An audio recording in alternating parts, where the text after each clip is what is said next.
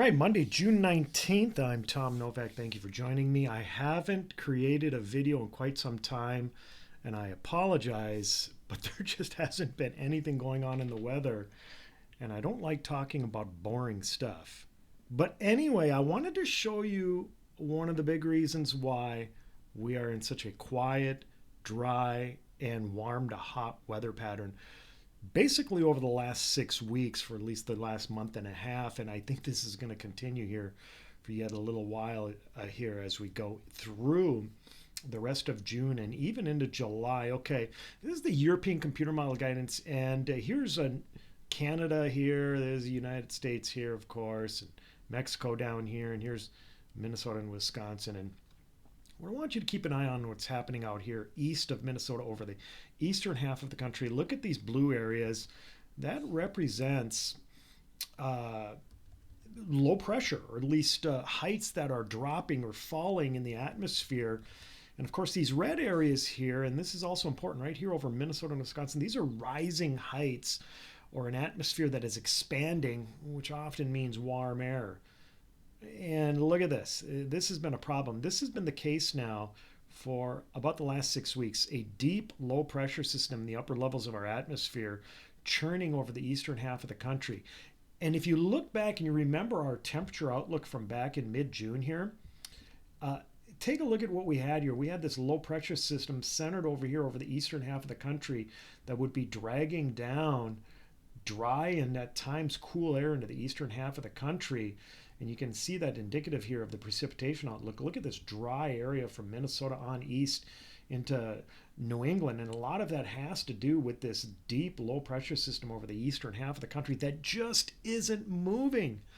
And that's the big problem. We need to kick this low pressure system out of here and move this high pressure system over the southeastern sections of the country to get what we would call a return flow over Minnesota and Wisconsin. It'd be more of a southerly flow than this northerly and northwesterly flow that we've been into. And let's just go back to this temperature outlook that we had from a few days back that we predicted here for the last half of June, because we've got this high pressure system just south of Minnesota in the upper levels of the atmosphere in this large low pressure area over the eastern half of the country. That keeps us warm as a massive ridge just sits in place over the Dakotas, Minnesota, and Wisconsin. And again, this pattern just hasn't been budging. Now let's go back to the European Computer Model Guidance. And this is what we have today. Here we go. This is this large low pressure system sitting over the eastern sections of the country. And as I put this into motion, it just sits there. And in fact, it even retrogrades just a bit during the week back west. So we are in a blocking pattern. You can see it here. A trough out west, a ridge over the central portion of the country, and then another trough out east. We call this an omega block, and as we continue to put this into motion, hey, we finally get what looks to be a little bit of a reprieve. A disturbance moves into Minnesota and Wisconsin later this weekend and into early next week. But watch what happens. Again, we establish that low pressure, deep low pressure in the upper levels of our atmosphere over the eastern half of the country as we head into next week. So that means southern Canada, much of Canada and the northern US will likely be pretty warm even as we head into next week, and then probably into early July. Look at the jet stream, and this also kind of tells you what's going on. Here's that low pressure system that I'm talking about over the eastern half of the country. It's just kind of sitting there and spinning, and the winds are not very strong in our atmosphere. If you want strong winds, you got to go out here into the Rocky Mountains. That's where they've got active weather. That's where the active weather has been for the last 3, 4, 5 weeks.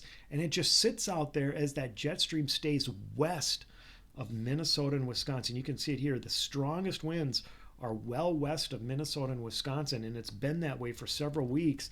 And it's not until finally when we get to this weekend and early next week that we finally get some jet stream winds to come right over Minnesota and Wisconsin. So if you're hoping for rain, and many of us are, we gotta cross our fingers that this weekend and early next week provides it, because once we head into then next week, this will be the last week of June, here's that low pressure system centered again over the eastern half of the country, and that produces a northerly and northwesterly flow over Minnesota and Wisconsin, which is a warm and dry flow. And I I don't want to show you this, but I got to. This is the GFS computer model guidance, and it shows the same thing. Here's that large low pressure area in the upper levels of our atmosphere over the eastern half of the country, and look at how it just sits there. There's that reprieve for this weekend and early next week.